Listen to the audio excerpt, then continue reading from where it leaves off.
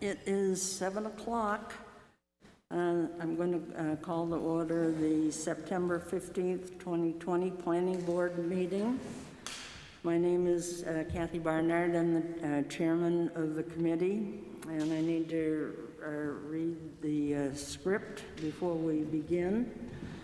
Due to the COVID-19 crisis and in accordance with Governor Sununu's emergency order number 12, pursuant to Executive Order 2020-04, this board is authorized to meet electronically. However, the Planning Board has jointly decided to proceed with a hybrid meeting format, allowing for members of the public and board to attend and participate in the meeting in person or virtually. In accordance with RSA 91-A2, Roman numeral 3, the board has one member joining the meeting remotely, which a public body has the authorization to allow. In accordance with emergency order number 12, for members of the public, this is to confirm that we are, number one, providing public access to the meeting by telephone with additional access possibilities by video or other electronic means through GoToMeeting. All members of the public and board have the ability to communicate contemporaneously during this meeting through the GoToMeeting platform, and the public has access to contemporaneously listen and, if necessary, participate in this meeting through dialing the following phone number: 1-646-749-3122, followed by the audio access code 918-242-429, or by video following the directions on the Town of Wolfeboro website posted on the homepage under the virtual town meeting login information page. Number two, providing public notice of the necessary information for accessing the meeting. We previously gave notice to the public of how to access the meeting in person or using GoToMeeting. And instructions are provided on the Town of Wolfeboro website at wolfeboronh.us on the virtual town meeting login information page. Three, providing a mechanism for the public to alert the public body during the meeting if there are problems with access. If anybody has a problem accessing the meeting via phone or computer, please immediately call 603-391-8489 or email planningdirector@wolfeboronh.us. In the event that the public is unable to access the meeting, we will adjourn the meeting and have it rescheduled at that time. Okay, now I'm going to introduce the board members by a roll call vote, and board members that are not present, if you'll just indicate why you're not present and if anyone is in the room with you. So the first board member, Peter Goodwin. Here, and my wife is in the room. Okay, thank you. Von Dugan. Here. Brad Harriman. Here. John Thurston. Here. Mike Hodder. Present. Kathy Barnard, I'm present, and Julie Jacobs, alternate. Here. Thank you. Also here, Matt Sullivan, the planning director, and Mary Jane Shelton, who is taking the minutes. We're down one member, and so Julie, you sat through the meeting last time when we heard the Brewster application, so would you mind sitting in and participating? Sure, I'll do that.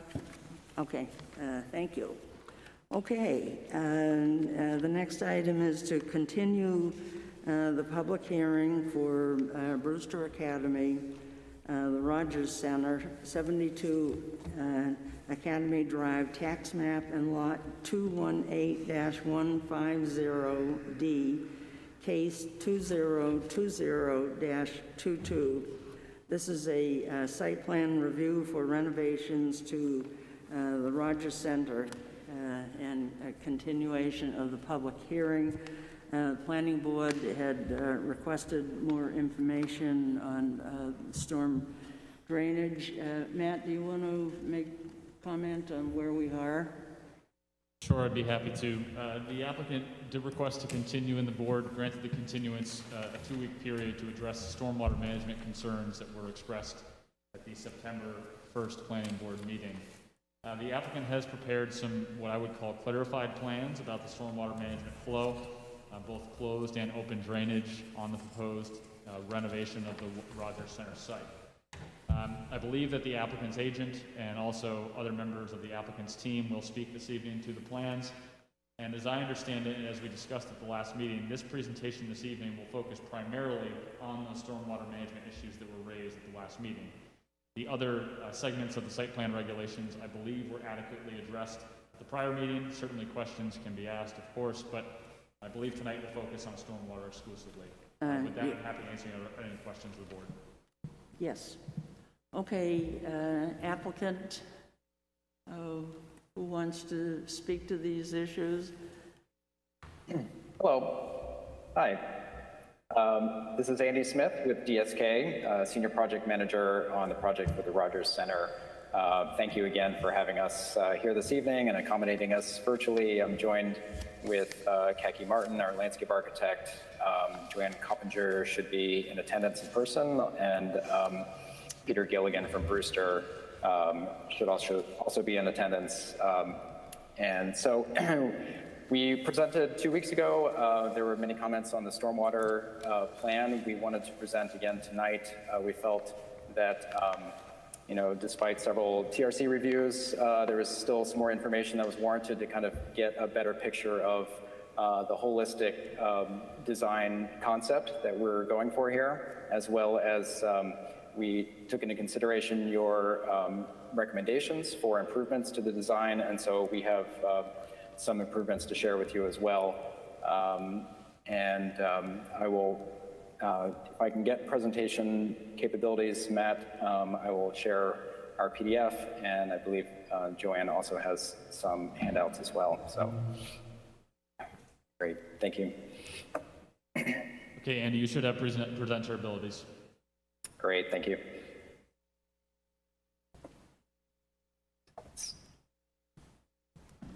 All right, so is Joanne there in attendance from RFS? I am here. Okay, hi Joanne. Hi, Andy. So just a quick introduction. We prepared a presentation just to kind of talk about, like I said, the larger scope of stormwater on campus, how it's being addressed at the Rogers Center, immediate project scope.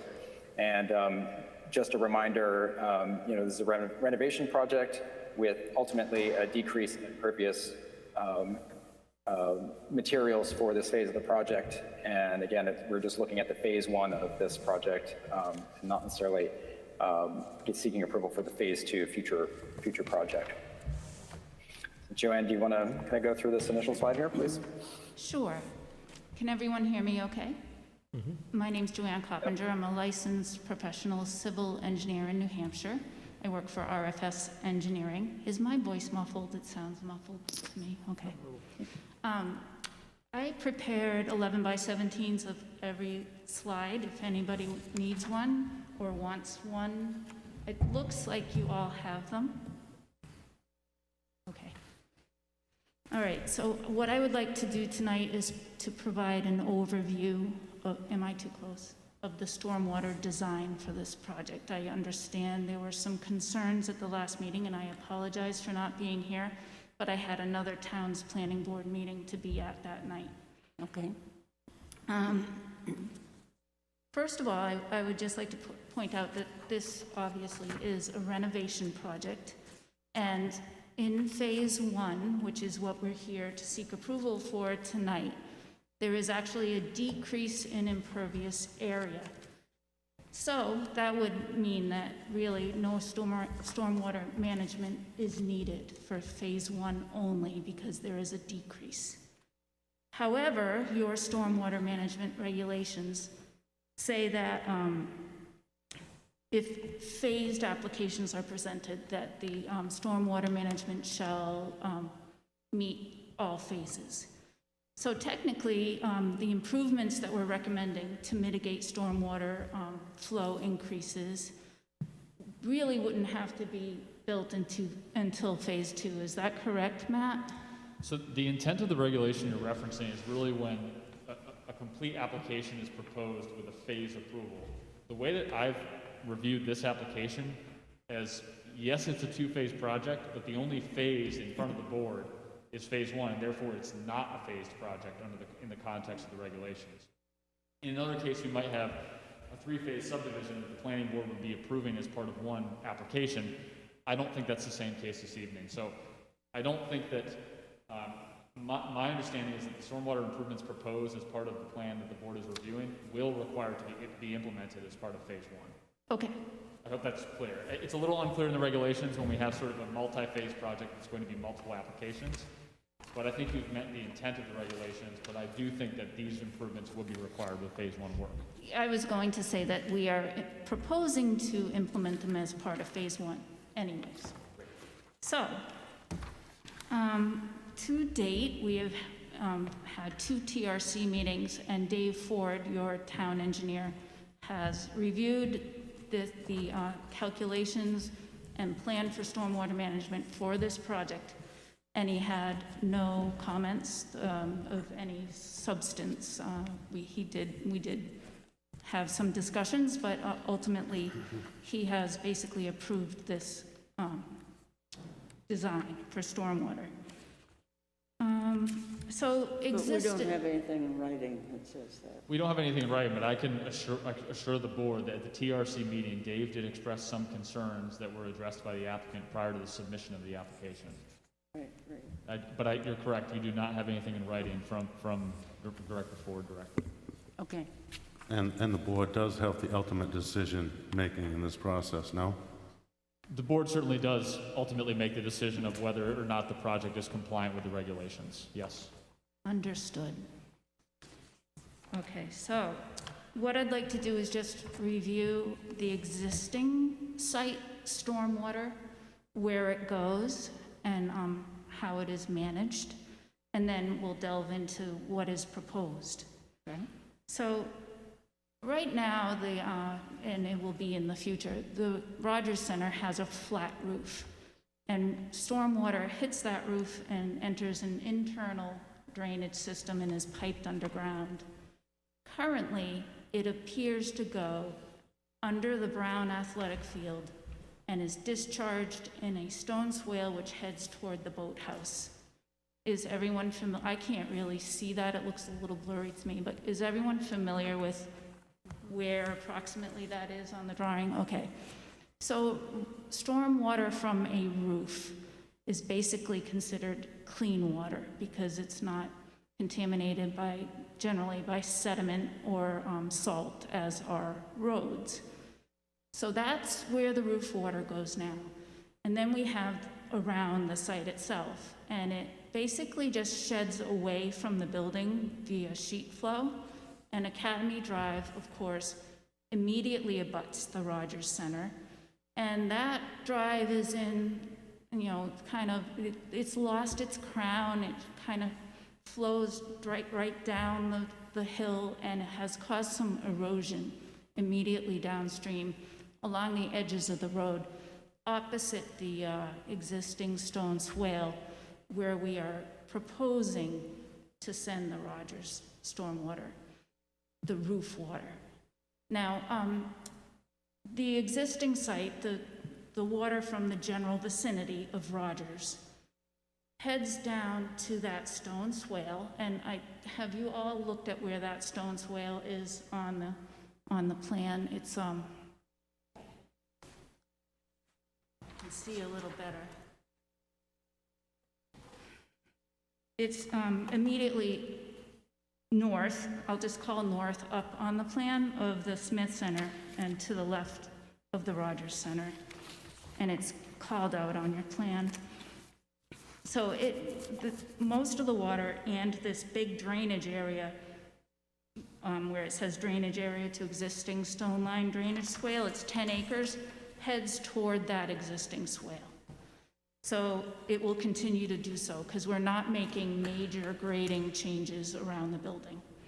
And then downstream of that swale, there's a 24-inch culvert, which is a fairly large culvert under the existing road there. And it enters some densely vegetated swales surrounding the athletic fields until it meanders around the athletic fields into a very densely wooded area that appears to be a wooded wetland before discharging to the lake. So all those densely vegetated areas really filter all that water coming down the hill and hitting that stone swale and going under the road, and then it enters this wonderful, almost textbook perfect vegetated areas. It's got nice wetland vegetation in there. It's really thick. I think you can see in the photos I provided that it's very wide, especially down near the baseball diamond, behind the baseball diamond, and it would appear to do a very good job of filtering and infiltrating the stormwater from. I don't have that picture. Joanne, the pictures that you referenced, those were not in the submission that was provided to us. So if you could just pass that sheet around, that'd be great. Thank you. I should also have them up on the screen here. You can see it. Thank you, Andy.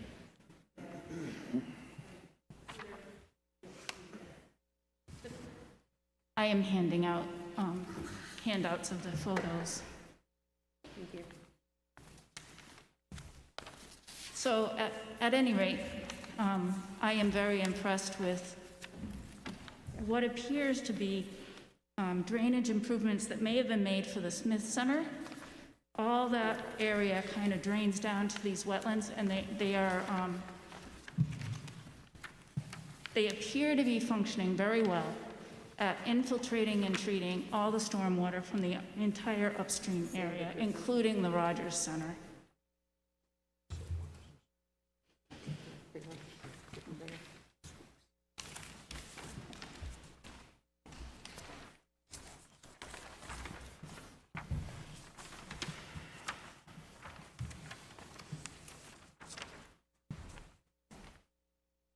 So I think that's what I have to say about the existing runoff and what I will say about the proposed stormwater management system. I'm trying to hit on all the points so that you get a good overview of what's happening with this project as far as stormwater management.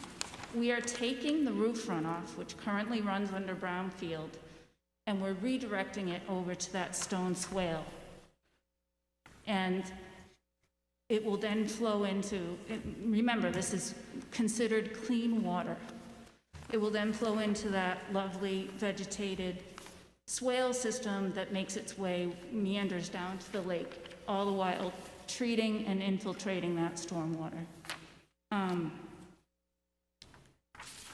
In addition to the roof, redirecting the roof runoff, well, let me backtrack a second. That stone swale, I know there was a question at the last meeting about whether it had enough capacity to handle the additional roof runoff that we're directing toward it. And so I did a little analysis, and it's fairly steep, and it's wide, and it has plenty of capacity. It's hardly dense it, if you will. So it really is accommodating to what we're trying to do. And the reason for that is when the stormwater hits the Rogers roof, that runoff is a smooth surface, and it runs off really fast. It gets in those drainage pipes, and that swale is very close to Rogers Center. So all that runoff hits that swale first. Before the rest of the drainage area, it's all fairly flat. It's like 2-3%, all from Main Street down to that swale. And it's got a lot of lawn, so that Rogers Center roof hits that swale and is gone before the rest of the drainage area really gets to it. So it's the timing of the thing that, even if it all hit at the same time, that swale would have enough capacity, but that's what's going on with the putting the roof runoff there. So, in addition to redirecting the roof runoff, we are proposing some structural improvements to the site. So that site is fairly built up. There's not a lot of place to put like rain gardens right in the vicinity. But we looked at the road and we said, well, the road's not in great shape. It's causing erosion right down the hill. Let's reconstruct a good portion of that road and drain it to the edge, the opposite side of Rogers Center, and put an infiltration swale there. That infiltration swale is also 300 feet long, 4 feet wide, and we're planning to plant it with native, hardy, perennial vegetation. And that vegetation will be chosen by the landscape architect for the site. So we're ripping up 300 feet of 20-foot wide road and reconstructing the whole thing to drain towards this swale on the south side of the road. So this swale, you might think it doesn't retain the water, but we've put check dams in. Does everybody know what a check dam is? It's piles of rocks placed periodically along the swale so that when rainwater hits it, it has to fill up till it gets over the rocks and into the next section. So this retains the water in the swale and makes it act like a rain garden. So basically, we are proposing a 300-foot long, 4-foot wide rain garden across Academy Drive from the Rogers Center. So that, combined with the roof runoff and analyzing the whole area, results in meeting the town's stormwater regulations for every storm that is required, and we are reducing the runoff volume and the runoff rate for the project.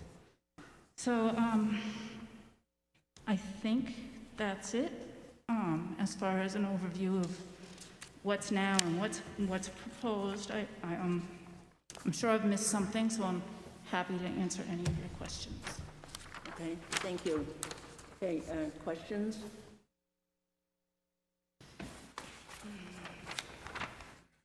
I have one, Kathy. Okay. Actually, a couple. She answered one already. One of them I was going to ask was, I understand you're saying phase one, you're going to have a decrease in the permeable area there, but at the same time, we're taking the roof water and directing it over to the drainage swale, whereas before it was heading down toward the boathouse. And then you answered the question about the capacity of the swale, so that's good there. One thing I did notice on the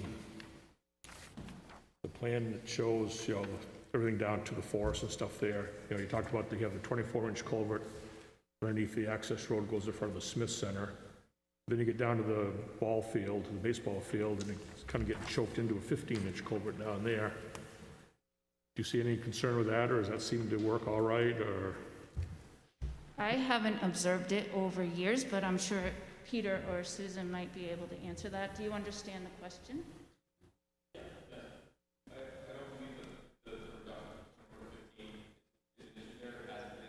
Okay, you really need to come on up, sorry. Thank you.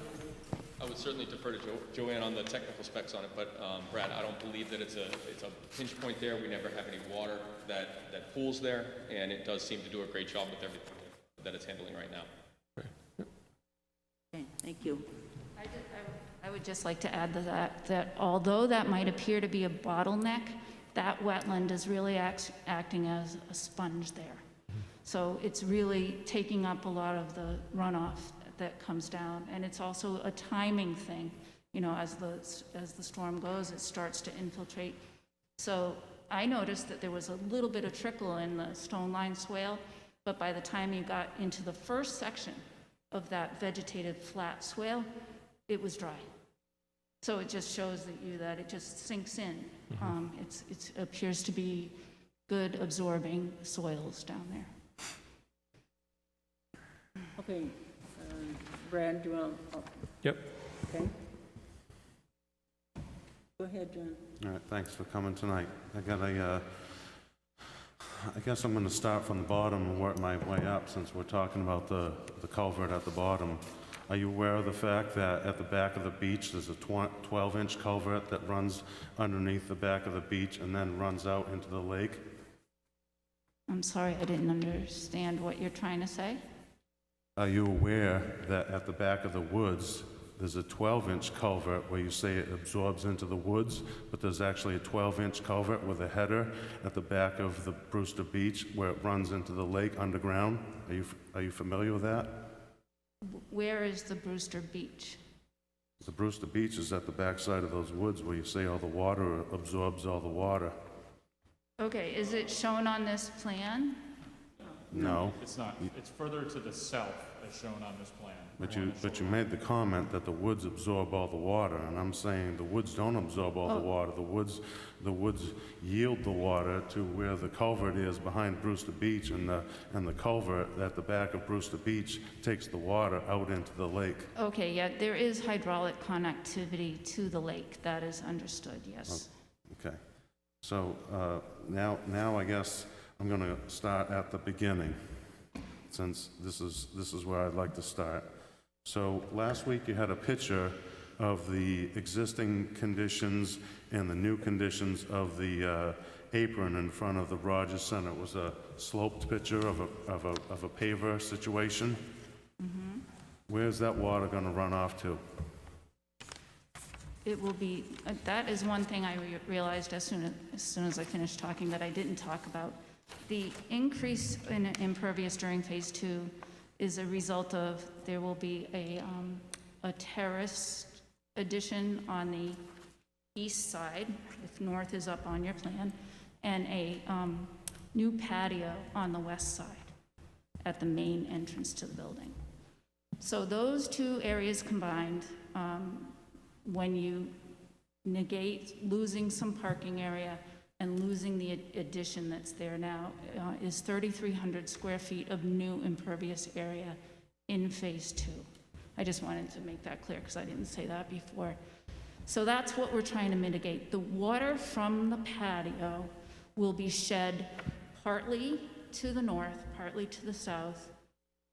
Wait, maybe the landscape architect did the finished grading. So Kaki, maybe you want to answer that, because I think you could answer that more completely, because I can't see the finished grade contours from here. By last week's comment, her comment was it was all going to shed down and head towards the road. It was all going to shed away from the building. Kaki, would you care to answer that? That's correct. The front of the building, the terrace at the front of the building, which is shown in the plan that you see up on the screen right now, is the dark gray at the front of the building. That terrace is shedding away from the building, and you can see then it meets this aligned circulation path. You can even see the contour lines crossing the light gray path that are sending that water to the road, which then gets collected into the swale system that Joanne has spoken about.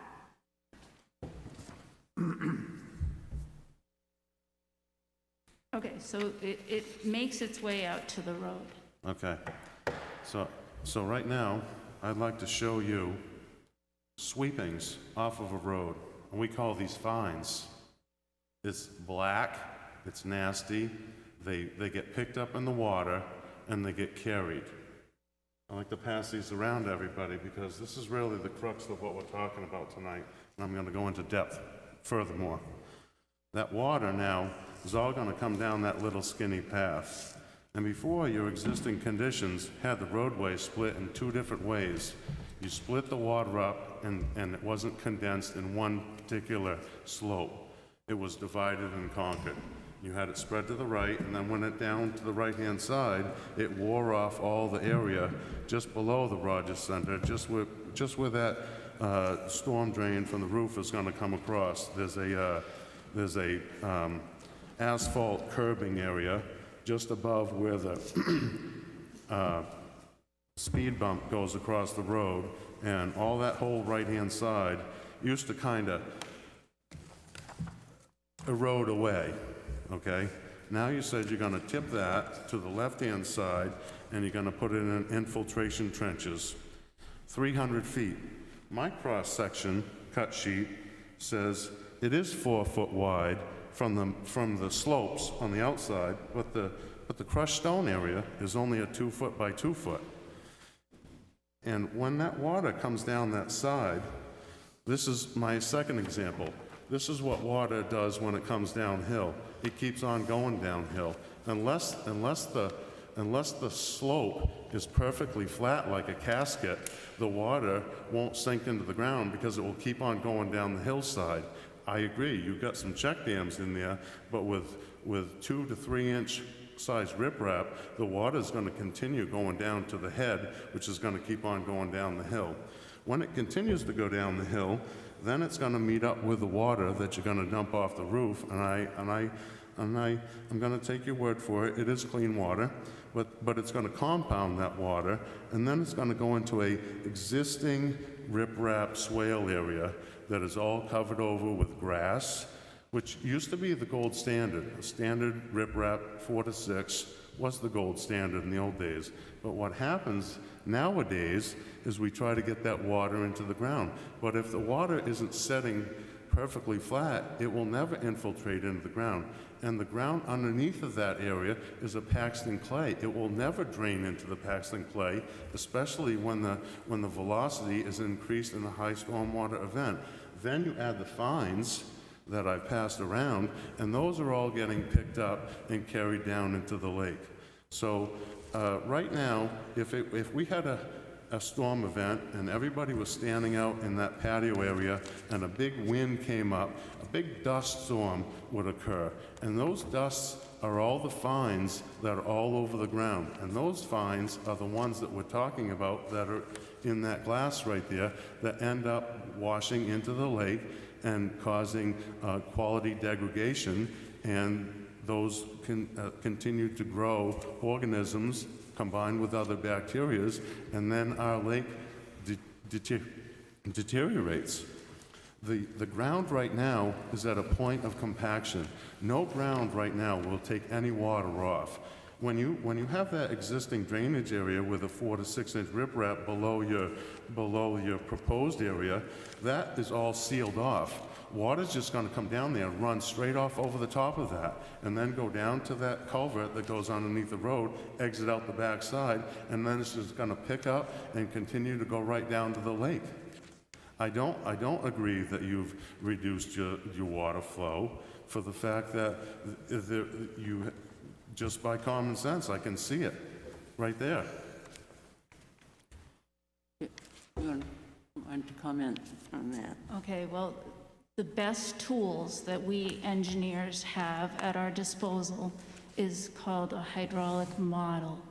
And we use that. It's standard protocol for analyzing sites for stormwater.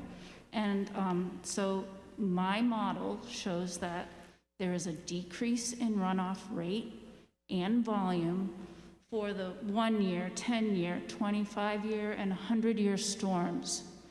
And so it is not correct that there will be an increase in runoff flow and volume in that swale. As I stated before, the roof runoff is going to hit that swale long before the rest of the drainage area. Also, the vast majority of storms are not the larger storms, and they will completely infiltrate in that swale because they will not fill it up. It will rain, say it rains an inch. That 1 inch will completely infiltrate in that swale because it's going to stop raining after it's rained an inch. So we call that first flush design technique. And this infiltration swale will infiltrate the vast majority of storms. It's only the larger storms that stone line swale will ever see any flow. And even in those larger storms, we see a decrease in runoff rate and volume using the best tools at our disposal for modeling the stormwater runoff from this site. Also, The existing downstream vegetation, those swales, I cannot stress enough how textbook perfect they are. Once you cross that road with that 24-inch culvert, those swales, a lot of places would keep them mowed grass, you know, so they're neat. But Brewster has, ideally, they've got native vegetation in there that is thick as thick can be. It's nice loam, and it's really, really working to slow down. You want to slow down that runoff that's coming under that culvert, and you want to let it sink into the ground. So we're slowing down how fast it runs off, and we're infiltrating the water so that there's less water coming down that hill, hitting that swale, and going through that culvert for every year storm. And that's what our, best modeling techniques tell us. So when that water comes down over that 2 foot by 2 foot area of your infiltration ditch, you claim that you're holding 6,200 gallons in a 4 foot by 4 foot area that's 300 feet long. How do you get 6,200 gallons out of that area that you're holding if the water is going downhill like that? Because that's, if you really wanted to debate it. I'm not trying to debate it. I'm asking Brewster Academy to look at the big picture here. This is the main artery of all this water that comes off all those parking areas up top above the Rogers Center. It's carrying all that sediment off those roads. It's going down there, and you may say that you think that that does benefit and does the job, but I've been down there on rainy days when that water is cascading continuously right down over the hill into the lake. I've been down there on the 4th of July, and I've seen it. And what we asked you at the last meeting, there was the 3 of us, and we asked you to engineer a BMP at the end of that culvert and to hold that water back so all those fines and sediments would settle out right there and wouldn't continue to be carried down there to the lake. Because as the RFS report says, it ultimately all ends up in the lake. And you just contradicted that right now. How? By saying it all gets filtered into the ground. It doesn't all get filtered into the ground. Well, I'm asking you to stop all the fines right there on the hillside and stop them. Okay, that is what the infiltration swale does. It is not maintenance free. Of course, there will be sand that comes off the road in the winter, and that sand will obviously end up in that swale. So in the spring, Brewster will have to have its maintenance people go and shovel out, rake out that sediment. No. That is how typically You're infiltration talking about swales are maintained. an infiltration, are you going to dig the hole up where the infiltration area, go down to the bottom of the pan and dig the stuff out of there? No. No. John, you need The to stone is stick to wrapped in the fabric. questions and let her answer them. So the stone is wrapped in fabric so it keeps the fines out. Over time, if they fail, in 10 or 20 years, if it is observed that that swale is not functioning how it should, it might need to be rebuilt, but time will tell. I don't think that we should wait for the time to tell you the truth. I think we should be prudent and make sure that we make a design right now that's going to take care of all of it so that we know that it doesn't fail. Because obviously, by the way the 4 to 6 riprap looks right now, that's not maintained over there right now. That area is not maintained in the slightest. Okay, did you have other questions? No, I don't. I asked them for a BMP at the end of the culvert.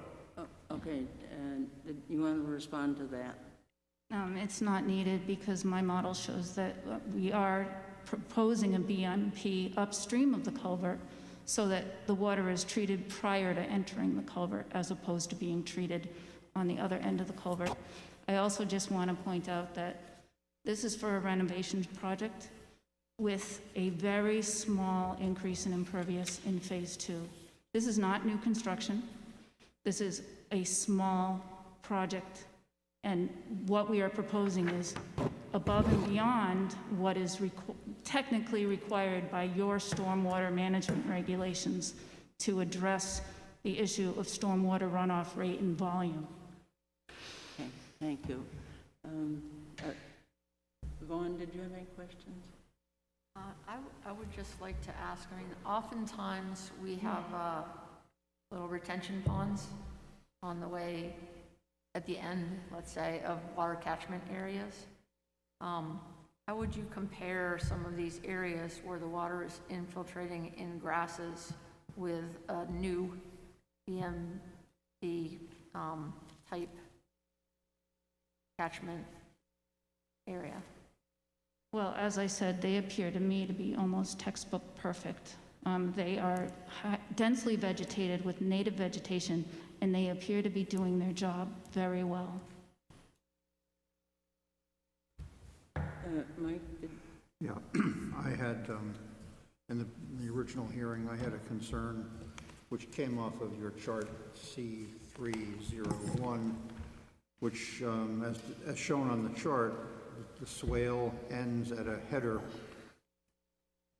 just beside or abutting the property of a private landowner, and there was no indication on the chart or in the description or in the narrative as to where that water from the swale coming off of Academy Drive and then also from the roof of Rogers Center was going to go, what its velocity was likely to go, and what was going to happen to it once it ran off the left-hand side of the page, which wasn't shown. That was my concern. It was a concern that was brought to my attention in the planner's review under his comments regarding drainage. That's what brought my attention to it, and that was the reason why I was concerned at the first hearing and asked for the engineer to indicate to us what was going to happen with that water. Your drainage plan here, which is part of tonight's presentation, has answered my concerns. I can see where the water's going. I can see how you're handling it, and I respect my colleague's concerns. He's a great custodian of the lake, a great caretaker of this area. My gut feeling is that, as you described, by the time that water gets through the vegetation and the wooded area on the lakefront, it will be about as clean as it can be. I also have to remind myself that this presentation, this proposal, appears to have satisfied our requirements. And much as I would like to see nothing built on the side of the lake, because any construction is necessarily going to have some effect on the lake, and it's going to be adverse, but that is not what we're here for. We're here to see whether or not this proposal satisfies our regulations and our requirements, and it appears to do that. The planner felt that in his initial planner review, and consequently, based upon the new presentation that you provided to us tonight, and the photographs were helpful too, I have no further concerns with this application. Okay, Peter. Yeah, thanks, Mike. Peter? I'm going to suggest that, even if in major stormwater runoff events, fines end up continuing down that swale and going through culverts, there is the existing dense wooded vegetation near the lake, which is a prime way to have those fines ended up absorbed and therefore not an issue to the lake. I think that the culvert, which goes towards Brewster Beach, is not anywhere near where this water drains off to, and so therefore it's really not a factor. So I don't really think that there is really an issue associated with that. Okay, Julie, did you have any questions or comments? I'm just looking at some of the pictures here.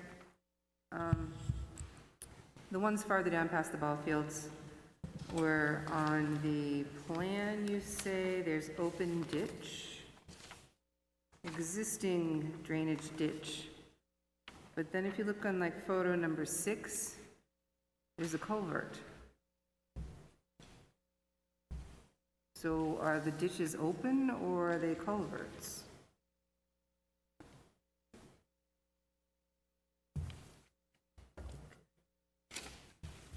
I can answer that. 15-inch culvert. Access So it's just a piece of a culvert?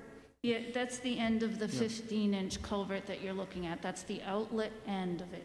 So if you look on the overview plan and where photo number 6 in the circle is, just north of the baseball diamond, you'll see number Here's the 6. overview. Which one's the overview? Here, I was looking at that one. Oh, it doesn't have a number.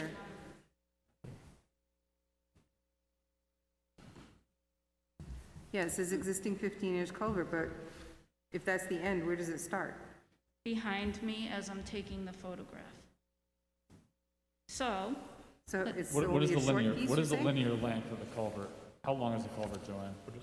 crosses this access. I'm not road, sure, goes in the probably, field here. There's a culvert. I'll guess 20 feet. Say that again?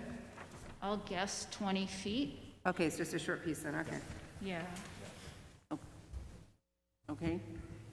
Okay, Matt, did you? I just have two quick clarifying questions. Okay. And I'll bundle them together. The maintenance of the existing stone line swale has been raised several times as an issue. Is there a plan to perform maintenance on that in a substantial manner as part of this renovation project? And the second question is the outlet protections proposed from the closed drainage system to the south side within that stone line swale. Can you describe what that outlet protection is going to be? Is it going to be a riprap that's sort of consistent with what's there already? Or will there something additional, is there something additional that will be done there to further filter and do some retention as well? It will be an extension of what is there already, but obviously when you put a culvert in, it's going to disturb the swale, so it will need to be rebuilt. And I suppose we should have a detail of that just to be sure that it is rebuilt properly. Yep. And if there is concern that that existing stone line swale does have some vegetation in it, as part of this project, we could clear that out because the stones don't go anywhere. They're there to stay, and they don't appear to have moved much, but there is some vegetation in there that really should be cleared out on that stone line section. The other vegetated areas that are flatter, those should remain densely vegetated as they are. And that, thank you for that. That's just my point. I think Mr. Thurston's concerns may not be able to be addressed wholly, but if we can maybe do some short-term maintenance on some of this, I think it would be helpful to make sure that the system is operating properly. And I would just say to the board, I would recommend adding a condition both that maintenance of that swale be done and also that a detail of what the outlet protection is be added to the plan as well, because I think that's something that should be provided. So 2 additional conditions I'm recommending. Oh, okay, Okay? okay. Okay, questions have been addressed. Did you want to make any other comments? No, I'm sorry, I didn't realize you were addressing me. Okay, and the rest of the Brewster team, any additional comments you want to make? Okay, all right. John, I totally understand and I appreciate your point of view. Okay, And- why don't you introduce yourself, Yep, please? Peter Gilligan, I'm Chief Operating Officer of Brewster Academy. Thank you. What I would like to make sure I let the board know today is that Brewster's committed to looking at our overall stormwater management plan campus-wide, and we look forward to someday bringing to you, I've spoken with Matt about this in the past, but an overall master plan of stormwater management. John, we care about the lake, you know, I don't know as much as you do because that might be impossible, but we care about the lake wholeheartedly, and we want it to be clean and clear and be a steward of the lake just like you guys do. And our dedication to making sure that we get approval for this project and meet the requirements of this, we've gone above what's required, and we look forward to continuing to look at that entire master plan for our campus as a whole as we go forward. And that was one part that we've been talking with DSK about our entire master plan with and making sure we add that in. And And I just want to make sure you guys know our dedication to making sure we do that. Thank you. Okay, thank you. Oh, okay. We worked with the landscape architect to improve the infiltration swale and make it more like a rain garden, and I just have a modified cross-section of that. It's still the same dimensions, but we added some native vegetation, and we removed the riprap and put in erosion matting instead. So if it's all right, I'll pass this around. Okay, do you want to take that, Matt? Matt, give it to Matt. Yes, please, and I was going to actually add a condition on the planting plan, so. Okay, thank you. Matt, did you have some conditions? I'd like to make one comment first. Okay, sorry. Julie pointed out photo number 6. What I'd like people to look at is when photo number 6 is full of water, that thing's gonna be rim to rim, 3 feet deep, full throttle, running right to the lake. Wide open. That whole area, that whole gully is gonna be filled from one side to the other during a high rain event. And I just want everybody to know that they're okay with this, because I'm not. I'm not gonna vote for this application. If you folks want to, you can, but I'm not going to. Okay, go ahead. I just want to say it doesn't run straight to the lake. It runs into that densely wooded area and meanders its way sort of south. And then it is hydraulically connected to the lake, but it goes into that wooded area. So it does not run directly to the lake. So the RFS report right here that said all runoff ultimately ends up in Lake Winnipesaukee. It does, from the entire campus. But it's filtered on the way. And this section of campus is pretty well designed. Thank you. Okay, Matt? Sorry, Madam Chair. Yes, recommended conditions. I have 13 recommended conditions, 2 of which are new, in addition to those listed in my prior plan review. The first condition is incorporation of the now 23 plans to be included within this approval. I would also add the plans of record submitted before today's meeting as part of that, and also the planting plan for the infiltration swale cross-section to be incorporated as part of the approval. Number 2 is the payment of all recording fees associated with the notice of decision prior to the signing of plans be provided. Condition 3, incorporation of all the documentation submitted within the application package as part of the approval. Condition 4, all final plans shall be stamped by a licensed land surveyor, licensed landscape architect, wetland scientist, and PE as applicable to each plan. Condition 5, no construction or site work for the site plan shall be undertaken prior to the financial security being in place with the town. Condition 6, installation of erosion control measures and inspection by the town shall be performed prior to any construction activity. Condition 7, the approval is valid for Phase 1 work only as identified within the narrative materials plan set and this review. Condition 8, an as-built plan of all utility connections performed as part of the project and services shall be provided to the town prior to the issuance of the certificate of occupancy. Condition 9, the applicant shall provide a signed certification of the stormwater operations and maintenance plan that was included within the application package and the engineering report. Condition 10, the applicant shall enter into a construction observation agreement with the town's consulting engineer for site work, the cost of which shall be borne by the applicant. Condition 11, the applicant shall be responsible for the payment of financial security, the amount of which to be reviewed favorably by the town's consulting engineer at the cost of the applicant.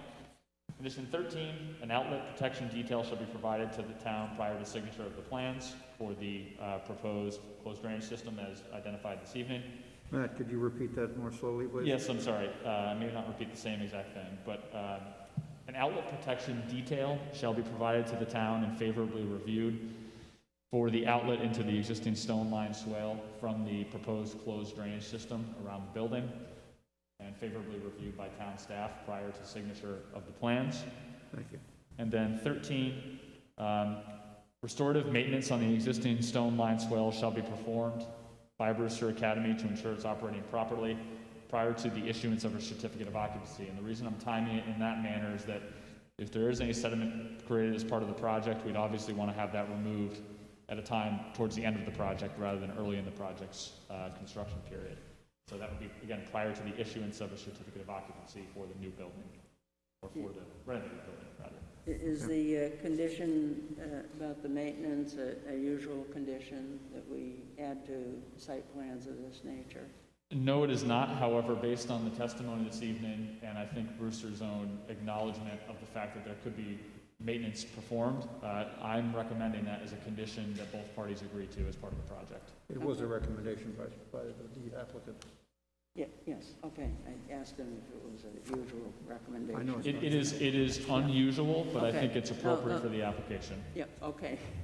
Thank you. Oh, okay, I'm going to close the public hearing now. Okay, planning board members, how would you like to proceed with this application? I'd be happy to make a motion to approve. Okay, with the conditions indicated. Well, if we're going to have any further discussion, otherwise we have discussion, then I'll make the proper motion. Okay, all right, okay. Other comments? I think you're doing a disservice to the community and to the lake by not putting in a detention holding area below photo number 1 to hold back everything as it comes down that hill.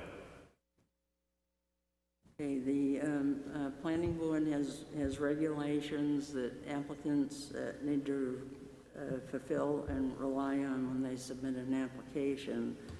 It seems to me that this applicant has met those requirements that we have in our regulations. And, you know, it may be that we need to take a closer look at some of those, but for this application, it seems the impervious, there's been a decrease in the impervious area. And I think they've met all the regulations, and Matt's comments indicated that. So I wonder about, for this phase 1, it definitely is a decrease of impervious area, but it was stated that when that new terrace goes on the back side of the building, there will be an increase of 3,300 square feet. I wonder if there's not some review possibility to add before approval is given for the second portion to look at the way that this is functioning in the interim. Well, I think we made pretty clear that this was phase 1, and the comments about phase 2 we really had to almost ignore because it wasn't part of the application. But we did say that once they took away that impervious area, it was gone. And I think what you're saying is that if they come back with another plan that adds it, then we take a new look at it. Is that what you're saying? Well, my understanding is that this is the stormwater management plan for the now and the future, including phase 2. No. Well, No. Well, it's I think we can determine that at phase 2. that's exactly right. Right. So the applicant, I believe, would say that this accounts for both phases. The planning board is only approving it as a part of this phase. The applicant will then have to justify it as part of phase 2. I think that, I'm going to make a somewhat political statement, but I think the applicant recognizes after these proceedings that they will need to be very serious about any stormwater improvements that are done on site. They'll have to reanalyze what's being proposed and whether or not what they're proposing as part of this stormwater management plan is actually going to be adequate. Yeah, they're going to be adding a They're going to- brand-new structure, a Right. parking lot, onto an existing stormwater management plan, and they're going to have to be very careful when they come here that they show that whatever they proposed can handle the additional increased load or not, then they'll need a new stormwater And management that's plan. basically what you're saying, right, Vaughn? I just wanted to make it clear that there's another review period before that mass on the back of the building gets added. Right, Yeah. right, yes. And Yeah, I think we understand that we would be approving phase 1 only, and phase 2 is a brand-new ballgame. And the applicants are hearing that from several members. And we all plan to be around in the future. I haven't got any wood here. I just want to point out for the record, though, that the The testimony received this evening, the statements that have been made say that the proposed stormwater management will be adequate for phase 2. It has no bearing on your decision this evening, but I would not be surprised if you see a comparable plan when the phase 2 improvements are proposed because of those calculations. That aside, you're only approving phase 1, it's irrelevant. Comparable but not identical. It's up to the applicant. Well, then the applicant is very aware that this board is going to be looking very closely at any further presentations they make. Exactly. So I'd be happy to move case number 2020-22, Brewster Academy, Rogers Building, 80 Academy Drive, tax map 218-150, cap D, for approval with the 13 conditions as enumerated by the planner. Okay, that's your motion, and I'll second the motion. I'm going to do a roll call vote. Start with Peter Goodwin. Yes. Thank you. Von Dugan. Yes? Yes. Okay. Mike Cotter. Yes. John Thurston. No. Okay. Brad Harriman. Yes. Julie Jacobs. Yes. And Kathy Barnard, I vote yes. So the motion passes and the project is approved. And I want to thank the engineer for coming. Your explanations were very good, and I appreciated them. So thank you. Thank you. Okay, thanks, folks. Thank you very much for your time. Appreciate it. I would like to add that the idea that Brewster is concerned about the water quality of Lake Winnipesaukee is something to their benefit and to the benefit of the town, and I appreciate their concern. Okay, thank you. Thanks, Peter. Okay, let's see, the next item, action items, we don't seem to have any yet. No, you do not. Okay, the next item is the opportunity for public comments. There's no public present, and I don't believe there's anyone on the screen. Mary DeVries is present this evening. I'm not sure if she wanted to make any comments, but I do see her there. Oh, okay. So this is the opportunity for any member of the public that wants to comment to the planning board. I don't hear any. So we will continue on to other business. And the first item of discussion is the master plan implementation discussion. Continued. Matt, what did you have in mind? I had you speaking in mind. No, so I just wanted to circle back on the master plan implementation. We had discussed Kathy distributing the implementation chapter to some folks, and then also the respective committees having their teams, John and Mike, Vaughn, Kathy, Brad, interacting directly with appropriate committees, and also potentially in the future interacting directly with the department heads that are involved as well. Again, we have printed all the master plan copies. We have copies of the implementation chapter or implementation section over there. I don't believe there's any further discussion really needed this evening. I just want to confirm that that's what the board was thinking and see if there's any other guidance from the board moving forward. Okay, and I was all enthusiastic to get going on this, but Mike suggested that we might wait until we're done with CIP, since we're meeting every week with CIP, and he's convinced me that I should put my enthusiasm aside for a little while. till we finish with CIP. A lot of blood was spilled in that conversation.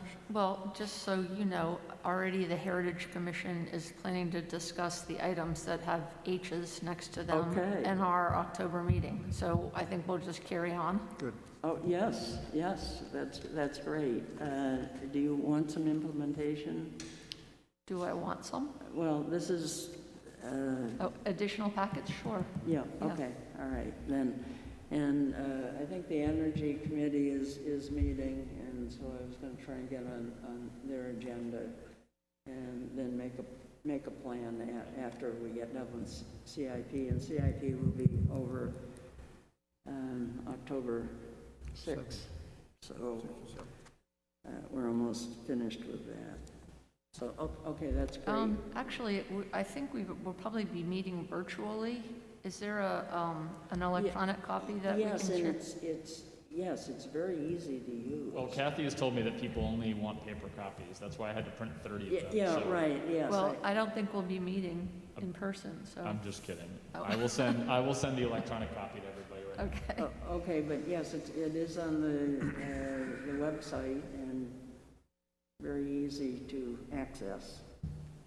But I'm still gonna make sure, don't worry, Matt, they're not gonna go to waste. Good. I'll make sure that all the chairmen get them somehow or other. Okay, the Lighting Committee advertisement, that is going to be in the Grand State News this week. That's correct. It's been posted on the website. The closing date for interest is the 25th. So about 10 days from today is the closing interest period. The notices are going to Terry, and they'll subsequently go to the board so that John and Susan can move forward with that committee based on the interest that's presented. I anticipate putting the appointments on the October 6th meeting for your consideration. Okay, have we had anyone, so we haven't had anyone indicate interest? I have not received letters of interest from anybody at this time. Okay. But it just went into the paper, so you may receive some. But wasn't it on the website? It has been on the, sorry, it has been on the website. Yeah, okay. Okay. John, do you have a question? Okay, I just want to make sure. On the website. Okay, you did see it on the website, yep. I initially had tried to close it a week earlier, but the Granite State News didn't pick up the ad, so apologies for the week-long delay. Okay. All right, non-conforming structure amendment.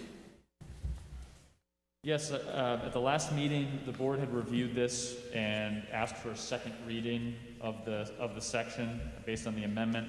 I'll quickly review that right now, and again, happy to take any comments on this, but the proposed amendment to section 175-43 is based on a discrepancy that we identified on what the 25% measurement is based on for expansion of a non-conforming structure in a non-conforming area. In one section of the ordinance, it clearly says that that's based on the non-conforming portion of the structure, whereas in this section, section 4, the 25% seems to be almost based on the entire structure, regardless of whether it's conforming or non-conforming. So there was some confusion there. Obviously, the more restricted portion would prevail, but we want our ordinance to be consistent, so I've recommended this modification here, taking out of the existing lawful portion and modifying it with by adding in lawfully between the words existing and non-conforming footprint. And I'd like to reserve thought before you do that, because I think we deserve a little context and a little history to get a better understanding on how this really got here. Because what I'm thinking here is, if a structure years ago was built 10 feet from the line, it was actually conforming, because a lot of the setbacks were 10 feet. So years ago, on Lake Wentworth, we had a house sat right next to the lake, and this was built. And this was the trigger that triggered this 25% law, basically, the way you're proposing it. The cottage used to look like this next door. And then this giant thing was built on the footprint. Then the 25% rule was enacted. What I'm saying here is, when you go to take 25% of an existing nonconformity, if it's 1,000 square feet, somebody can build a 250 square foot add-on, which is meaningless. If somebody has a 20 by 25 and you give them 25% and portion of it is in the nonconformity, now they get less. But actually, they were in conformity before the ordinance changed. So we're really doing a disservice to those properties that were really once conforming. Now you took and gave them a 25% allotment. That was the middle ground. That was the concession at that time. Now, I don't agree with 25% of the conforming area. What I do agree with is giving the 25% of the entire area and deeding it to say no further 25% allotments would be allowed, because that is what we discussed at the last meeting. Because as Matt said, we haven't done a very good job in following these to the end. If one gets built and then another person comes down the line and wants to add another 25% to it. But my point here is, if somebody had a structure that was conforming, we limited them to 25%, that was the penalty then. Why are we now going to penalize them more by making it 25% of just the conforming area and not 25% of the entire area? Well, and I would say what I'm proposing is even more restrictive than that, actually. It's not 25% of the conforming area, it's 25% of the non-conforming area. So if you had a structure that was 1,000 square foot structure total, and only 10 square feet were in the setback area, for example, you'd only get 25% of those 10 square feet. You could expand anywhere in the buildable area of the lot with no restriction, but as far as building additional square footage in the setback area, you would be limited to 25% of that 10 square feet. And I probably should draw some of this out, like I did with the last amendment that we did, but the reason that I wrote it that way is because if you've got something that's already well within the setback, in order to allow additional building within the setback, I didn't think that you should be able to use area that might be fully conforming behind it, because you could really build a large structure. Right. But I think maybe I should draw some of it out, because But if you wanted to build a dormer on that side that was in the non-conforming setback, and you pulled the overhang an inch in, so it was still inside the non-conforming footprint, yep. You are eliminating that now. No, I'm not, because the way that we wrote the ordinance 2 years ago was that creating a dormer, first of all, would trigger a special exception to the zoning board, so it's a permitted use fully, and if they're pulling it further back, that would be allowed. The only thing that this deals with is where you're actually adding new footprint area that goes outside of what's there already. So if you've got So if it's outside the non-conformity, you're not going to add into the non-conforming area. But the way I'm understanding you're telling me is that you're going to have 25%. If the portion of the building is in non-conformity, you're only going to get 25% of the area that is in the non-conformity area. Yep. So I am going to draw a quick picture for everybody, because I think this is kind of complicated. So I'm going to draw just a quick diagram, but to my point again, before the area before it was a conforming structure that the ordinance changed, yep. And now you've put the pinch on somebody and made their property non-conforming, which basically one of the biggest things here, as you hear, is sometimes you have neighbors that say, geez, I wish those people would stick with that house instead of tearing it down and building a monster on that property and allowing those people to build with that house and keep the character of the neighborhood intact. And I think that's what this all goes to. You're basically forcing people to build the monster by tearing the non-conformity down. That might be a little extreme, John, but I take your point. However, you know, if zoning regulations change over time, and they always do, and people all of a sudden find themselves in nonconformity or they have a tighter setback, that happens everywhere there is zoning, and that's why there's a zoning board to provide some kind of relief for the people who say, yeah, you change your setbacks, now all of a sudden half of my structure is non-conforming, whereas it never was before. I need some relief from that. If you try to start putting things into deeds, I don't know, that to me opens up a real can of worms. So this is a terrible drawing, but I just want to demonstrate here, and I hope everyone can see this. I'll go around. This is a lot line, this purple area. The black is a setback line, very arbitrary, not to scale, obviously. Black or setback. The existing structure is outlined, and a portion of it is in the setback, very small portion, the sort of the corner. The problem with the existing ordinance is that in one section it seems to imply that you could expand in the setback area by 25% of the footprint of this entire structure. So I could build a huge addition over within the setback area, which I don't think was ever the intent of the ordinance. Instead, what the intent was is I can only build a 25% footprint addition of the red area, which is the non-conforming area currently. Again, I'm being allowed to build additional area in the setback. That's the relief, really. I have full right to build within the buildable area of the buildable, with no restriction other than shoreline permit and that sort of thing. The 25% wouldn't enter in at all. You're allowed to build anywhere in your buildable area, but you're restricted within the setback. And it really comes down to this kind of example where I've got a massive house, but I've only got a small sliver of it in the setback area. I shouldn't be allowed to build more in the setback area, and only a portion of my structure is non-conforming today. That was sort of the intent of what it was written. Having a question about this, I hope that's kind of clear. So my understanding is also that you can get no closer to the reference line. That's correct. So one clarification here. Hang on, what was your?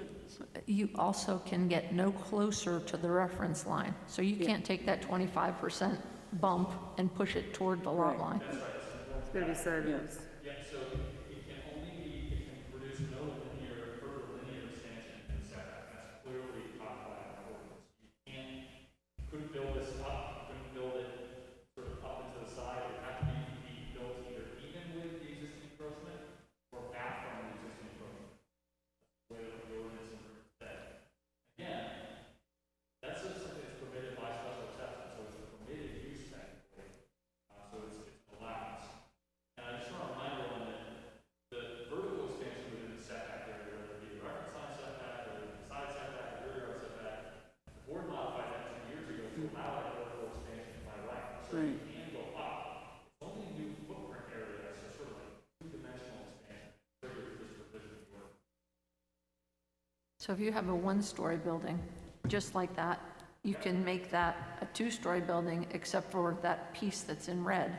Only 25% of that can go up. No, that's incorrect. Okay. So the only piece that's incorrect about that is that 20, you can go up by right to 100%. So you can go, if you had a structure that's fully within the 30-foot, like one of those right there. Yep. So if you had, I don't know, okay, so let's say that the water is right behind this house. If this had at one time been one story, okay, I'm sorry I'm not using my phone, but if this had at one time been a one story, fully within the setback, today's rules would allow you to go vertically with the footprint. However, if it was a much smaller structure, today's rules would not allow you to necessarily make it a bigger structure than two-dimensional. But it would allow you to. Kind of should have brought more clear examples, but And just so you know, right now at the state, they're changing the regulation, and it's under debate. So, yeah, and we've kept up with it. Obviously, the one place that we were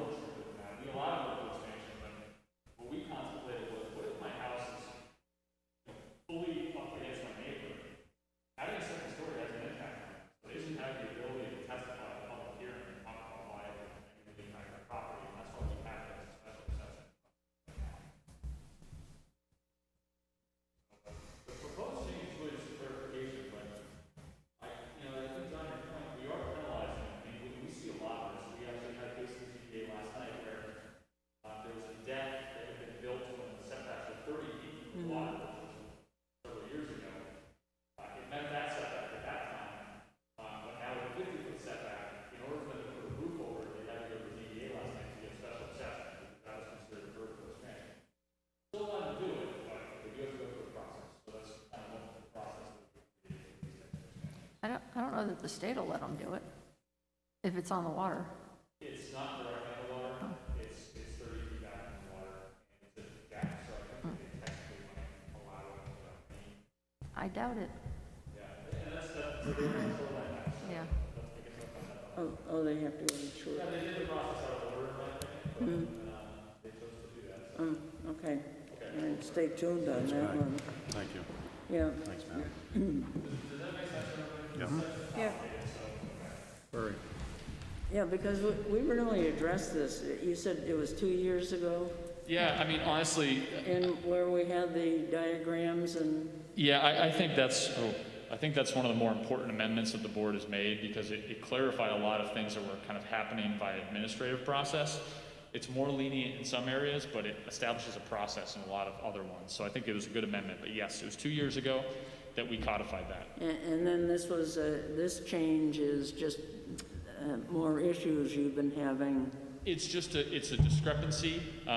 One section of the ordinance, so this is number 4. Number 10, I believe, or number 7 is much more clear, but there was an argument made to me as to why you could do the 25% on the whole structure, and I felt that it was time to just clean this up so that that argument couldn't be made by somebody trying to, quite frankly, be cute in the future. So I think this is a good change. Oh, okay. John, does that Yep, thank you. address? Okay. Okay, so how's everybody feeling about this one? This is our second reading? The second time we Yep. did that? That's fine with Are me. people comfortable going ahead with this? I'm in favor of it. This is the way I've understood I it. understand it. Yeah. Okay. All right. Dock expansion letter, analysis from EDC. We're getting that Just informational. just for information. Just for information. This, the context of this is that the CIP committee discussed the dock repairs of the existing infrastructure and the dock expansion, and EDC became alerted to that conversation, which is an important one, and they wrote a letter. Just point of information, this will also be on the select board agenda tomorrow evening, I believe, or at least it'll be brought up under other business. But the CIP plan that you'll see in just a few weeks here makes a recommendation about the phasing of the dock projects as well, and you'll see that at that point in time. And the dock expansion is on, The dock expansion is on the CIP plan. Yes, it is. Right. Correct. yeah, okay. Okay. Yes. The November 1st meeting, Yes, I wanted to gauge your availability for moving the November meeting to November 10th due to the election. And I know you may not be able to answer this evening, but okay, well, we have to move it. well, yes, you do kind of have to. Got it. Am I wrong in the date?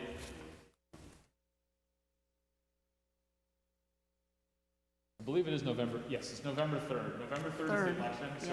So the other option you have, if you can't move the meeting, we could meet in another location. I just need to figure that out now. And virtual meeting may be challenging in another location, or a hybrid meeting may be challenging. So I would recommend moving it if you can to a different date so you can have it up here, just so we can facilitate the hybrid meeting approach. November 10 is fine with me. Can everybody do the 10th? I have a conflict, but I might be able to move it. Okay, You have another option. okay. You could simply do November 17th and do your public Well, hearings at that yeah, date. that's what I'm wondering, but as long as we don't hold up any applicants, but we won't know that. It quite honestly might be a good thing, considering right. bringing somebody new on board. Yes. It might be good if you could just do the public hearings on November 17th. Okay. I'm not Okay, aware of any applications that are really chomping at the bit for that month right now, but I'll let you know if I hear anything. Yeah, So stick- okay, I think that might be better. Okay. Is that okay then, Vaughn? You don't have to change? So the original And meeting- we stay to our regular meeting time? And, So what are we doing but it'll now? be a public hearing. We're not meeting on the 10th? November 17th only. Yeah. November we're not. 17th only? Yes. And you'll remind us of that later. Well, I won't work here anymore. Well, maybe not you. He's not gonna remind No, us I'm just kidding. Sorry.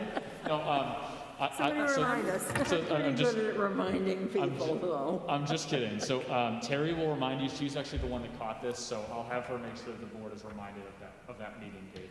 Okay, so one meeting in November. One meeting in November, prior to Thanksgiving. Yeah, and hopefully we'll have someone on board, but we may not. I think it's pretty likely that you do. Okay, well, that's positive thinking. That is on positive your thinking. part, and we appreciate that. Okay, so, all right, so no first meeting, just one meeting in November. Matt, can we just quickly go over the October, I think it's October 6th? Meeting agenda?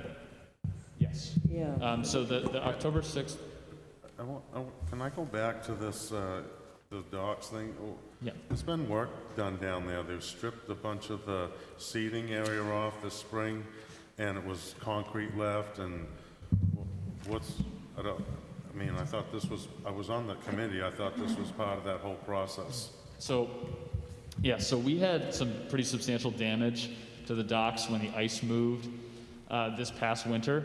So we had to replace some of the actual piles down there.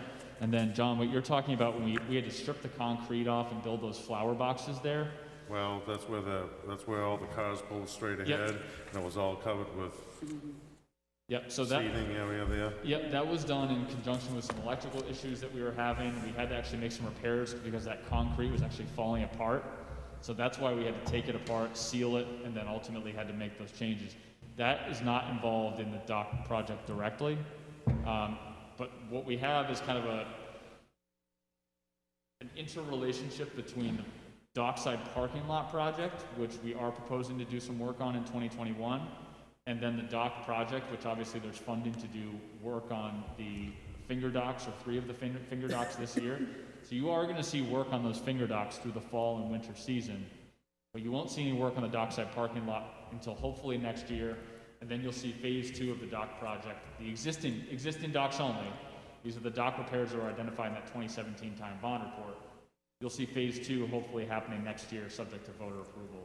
So any of that, all that's gone out to bid already? So, good question. No, the phase 1, which is just a couple docks, that bid package being put together right now. We just got the engineer's updated probable cost, I believe. And I think it's going to go out to bid pretty soon if it's not already, John. Sorry, I don't know the answer on that one totally. So the dockside correlation stuff that was going on this spring, was that just we need to get it done? Yeah, and a lot of that was related to maintenance. Again, the concrete, I guess, kind of fell apart there on that lake side.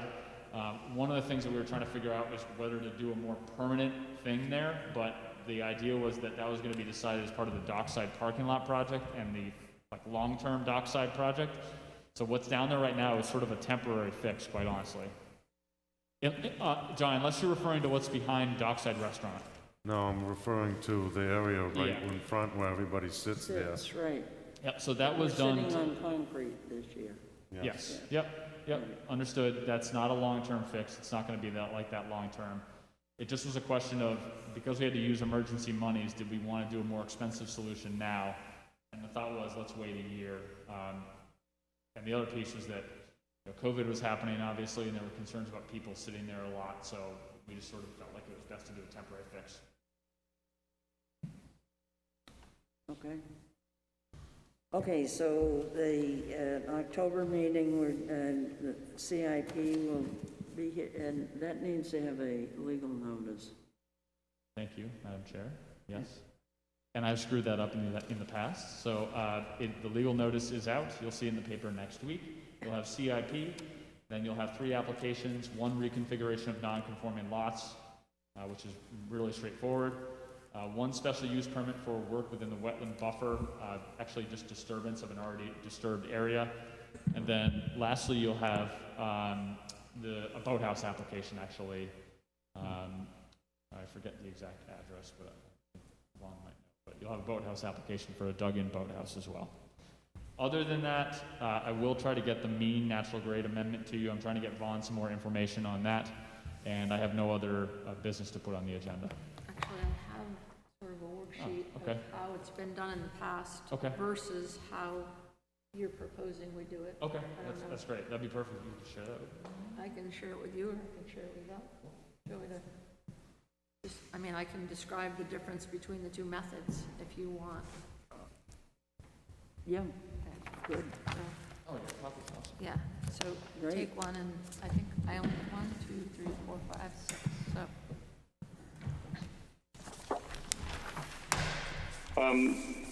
Weren't we going to possibly discuss the intent to cut and Vista, as well as perhaps the water quality chapters? We were going to, that's right, we were going to discuss those two issues on October 6th. I think you may have gotten the information that I sent, but it's just something that would be part of the application. It would not be a requirement for the intent to cut for the lumbering, which is part of the Natural Resources Master Plan recommendation, and also something associated with the view shed thing that would be non-binding, but it would just be information for the applicant. And that also is part of the Natural Resources Master Plan. And in thinking about the proposed chapter on water quality for the master plan, which would be new, I have done some work to look at the fact that it may be redundant to do that, especially associated with the fact that the select board is already working on this issue with committees associated with water quality. Oh, okay, well, I had sent the information on to the planning board members and said that we would be discussing the timber cutting in the view shed, that issue on October 6th. And I think in emails that I sent to you, I thought we could also discuss the water quality master plan chapter, that issue. Okay, so I'll forward that information to the planning board members. Okay? Okay, all right, so you'll be getting another email from me about the water quality master plan proposed chapter that Peter and I have been discussing. Okay, go ahead, Vaughn. So what you're looking at here is literally just a scratch sheet from my file, so I will explain what this is. As far as I know, mean natural grade only comes up relative to building height.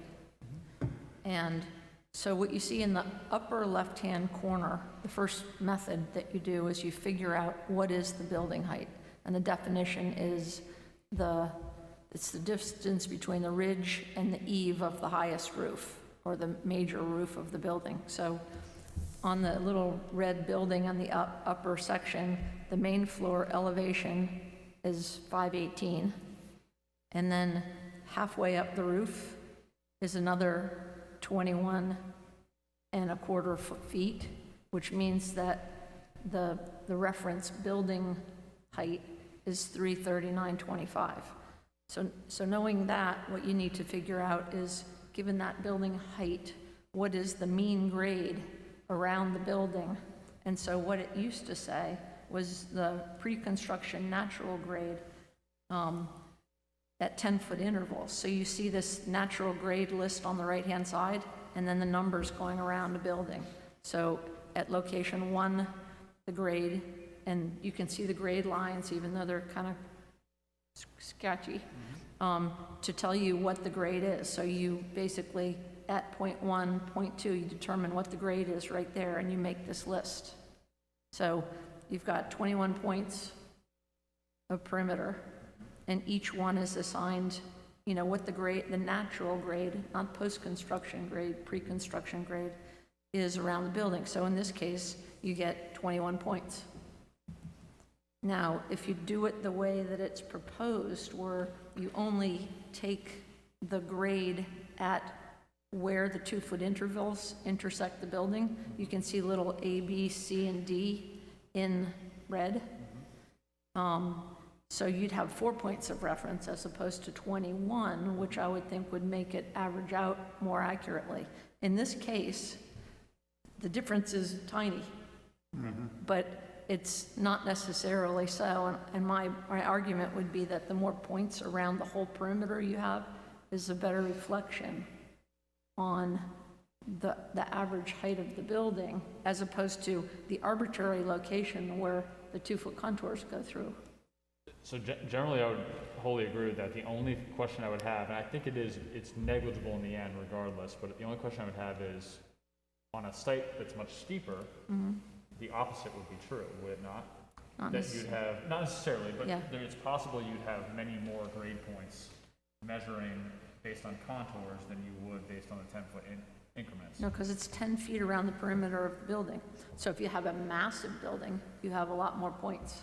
Right, but if you had a very small building, or not very small, but a small cottage on a very steep lot, it's possible that with that measuring system, you could have, for example, only 6 measuring points based on 10-foot intervals, but based on the contours, you may have 20 measuring points. Okay. So that's I mean, my that's a thought. really extreme situation. Yeah, no, and I think the only thing I would say, and I'm really, after the last discussion, I'm not overly passionate either way on this. I just think visually, if you look at this building with all those different reference points and all those different grades, it looks like it's taking more information as opposed to just 4 places. And I agree with you, I think the only thing that the board should just keep in mind moving forward, I don't think that there'll be a change made, is that one system is, and this is going to sound wrong, but one system is subjective and one system is not. And that's the only reason why I made the recommendation, because the subjectivity comes in where someone has to decide where they're going to start those 10-foot increments. Whereas contours, you could argue those are subjective too, quite honestly, but contours are a scientific measure. But to Vaughn's point, and I actually did talk to the person that had brought this to my attention, Jim Rhines, he was in total agreement that the difference in the end is negligible. Yeah. He is going to get me a drawing, I'll take a look at it, but I agree with Vaughn. I don't think it's worth rocking the boat on this, quite honestly. I think we should stick with the existing measurement system, but just so you're aware of it, it could become an issue in the future, and hopefully we won't have a project that tries to take advantage of it. He has this very specific project in mind, so I'd like to see what the difference is on that specific one. Yeah. I might come and talk to you. I'd be curious to see that. Yeah, and actually the one he's talking about, I'm familiar with. It is extremely steep. Yeah. Existing structure. They're trying to change the building height. So I'd like to show that one to you, because I don't know how it works out, but he thinks it's fairly substantial what the difference is, but anyway, yeah. The other thing we could do is just make it even more arbitrary and say the northeasternmost corner is where you start. Yeah. And just say that's our point. You Because that happens on the shoreland, you have to pick the north. The grid segments. Yeah, grid section. I think that might be a nice middle ground where we say, look, you just have to start in the here. northern corner or something like that. Then you take that subjectivity out of it. Yeah, I mean, this is arbitrary, but I can't see that this would change at all if the numbers changed. No, it would really only, again, be on a site with variable topography all the way around. So I'd really like to see that. Yeah, I'll get that for you. Yeah. So I will try to get that for you in advance of sorry, we're having a conversation, but in advance of the 10-6 meeting, because I'd like to see the one that Jim Rhines has in mind. He's going to send it to me he's actually going to measure it with both methods so that we can see the difference, but I think if I could share this too, I think that would be good too. Yeah. So, okay. Okay, Vaughn, and the existing language has been in effect for quite a few years. It has, but there's been one instance when Jim said that he could see it could be manipulated. Yeah, I got a specific question on which interpretation to use because they could get different building heights out of it. It can't be that different. No, it's not that big of a difference. It really comes down to roof height, but I think the question was more just about, there's some flexibility here. Do you want the flexibility? I think more argument could be made about roofs. There's more difficulty in that definition because the midpoint. Well, where's the major roof, and that's harder to define. Yeah, it's bad because a lot of roofs have many different features to them. How do you decide what the actual midpoint is and what the height of the building is as a result? We've seen a lot of clever approaches about how to get around that. That one probably is the next one that. I think that's probably more vulnerable than this where it intersects the grade. Yeah, and I think probably the reason we don't see that is because people don't bring it up, quite honestly. I think it's probably we take their word for it, but anyway. Okay, sorry. That digression. Okay, so the suggestion is to hold tight with this. And I would hold tight for now. And not proceed with a change. I don't think it's necessary at this point in time. Yeah.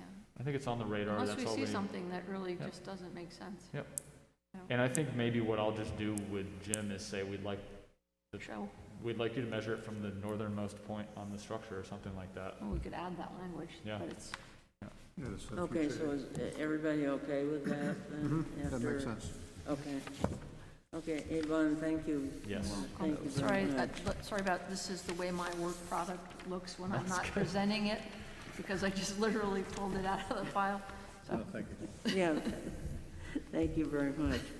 Okay, then I think we're down to the minutes. August, unless somebody has anything else. How about the August 18th minutes? I was not here. Okay. Any issues? If not, I'd entertain a motion to approve. So moved. Thank you. Motion has been made. Somebody want to second that? I'll second it. Okay, I'll do a roll call vote on the approval of the August 18th, 2020 Planning Board minutes. Peter Goodwin? Yes. Thank you. Brad Harriman? Yes. Julie Jacobs? Can I vote on that because I'm an alternate? Well, why don't you? You Yes. can abstain if, yeah. John Thurston? Yes. Mike Cotter? Yes. Von Dugan? Abstain. And Kathy Barnard, I vote in favor of approving the August 18th minutes, so those minutes are approved. Okay, the next set of minutes is September 1st, 2020. Any corrections? Move to approve. Okay, motion has been Seconded. made and seconded. Roll call vote. Peter Goodwin, the approval of the Yes. September 1st minutes. Okay. Yes. All right, thanks. Julie Jacobs, Yes. Brad Harriman, Yes. John Thurston, Yes. Mike Cotter, Yes. Von Dugan, Yes. and Kathy Barnard. I vote yes. So the September 1st, 2020 board minutes are approved. Okay, so Matt, you're going to be with us one more meeting, right? Yes. You are? Yeah. You're not on the 18th?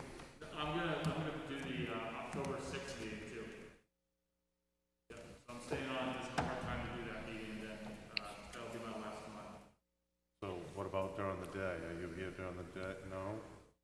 Thursday will be my last day here, full-time during the day. I'll be here in and out. I'm gonna be attending some CIP meetings here and there, and then I'll be doing email, sort of reviewing applications, answering questions for the department.